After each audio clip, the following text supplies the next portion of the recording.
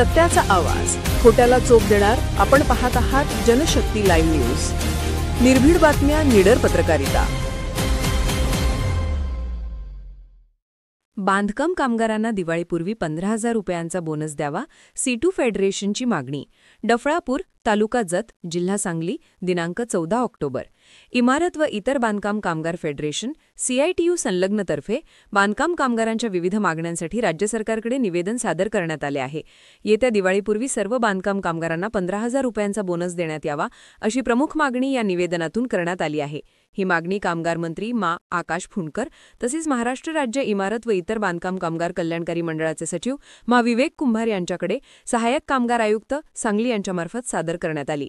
निवेदन देताना उमेश देशमुख अध्यक्ष, हणमंत कोळी सचिव, मीना कोळी, रेहाना शेख, तुक्षीराम नवे, वृषभ कोळी, नानासू बुवा, जावेद नदाफ आणि बसवराज स्वामी आदी उपस्थित होते.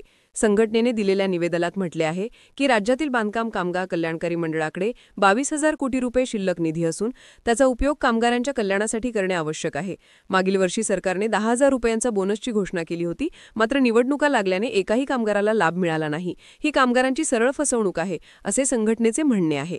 2025च्या दिवाळीत सर्व बांधकाम कामगारांना 15,000 रुपयांचा बोनस द्यावा.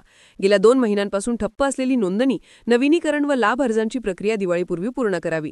नवीन भांडी सेट वितरण योजना त्वरित सुरू करावी. कामकाजात अडथळा आणणाऱ्या आरो अधिकाऱ्यांवर कारवाई करावी.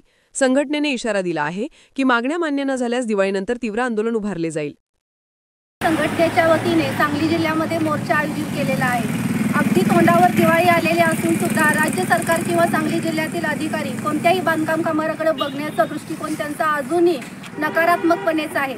मागच्या दिवाळीला सुद्धा ज्यावेळेस महिलांनी आणि पुरुषांनी बांधकाम कामगार जे खरंच गरजू आहेत त्यांनी हजारोच्या संख्येने कलेक्टर कचेरीवरती मोर्चा काढलेला होता. त्यावेळेस त्यांना दिवाळी बोनस मिळालेला नाही. अद्याप 1 वर्ष ओलांडले आणि दुसरी दिवाळी समोर आली तरी अजूनही कोणत्याही बांधकाम कामगार मंत्र्याच्या तोंडून असा उल्लेख आला नाहीये की बांधकाम कामगारांना खरंच दिवाळी बोनस दिला पाहिजे. अर्थातच जे शासकीय कर्मचारी आहेत त्यांच्यापेक्षा जास्त गरज हे बांधकाम कामगारांना आहे. आज उद्या त्यांच्या दिवाळीचं कसं व्हायचं याचा प्रश्न त्यांच्या समोर आहे. त्यामुळे प्रत्येक वेळी अर्ज करून वेळोवेळी निवेदन देऊन मागण्या घेऊन बांधकाम कामगाराकडे दुर्लक्ष केलं जात आहे. जर बांधकाम कामगार नसतील तर पुढील काळामध्ये या आपल्या देशामध्ये, आपल्या राज्यामध्ये आणि आपल्या जिल्ह्यामध्ये बांधकाम कामगारांच्या व्यतिरिक्त कोणतेही काम होऊ शकत नाही. त्यांचे अर्ज वर्षानुवर्ष पेंडिंग पडलेले आहेत. त्या इथून मुंबईला जाऊन अर्ज मंजूर होईपर्यंत त्यांच्या दुसऱ्या वेळेची रिन्युअलची तारीख येत आहे. त्यामुळं महाराष्ट्रामध्ये बांधकाम कामगारांवरती खूप मोठे अन्याय होत आहेत.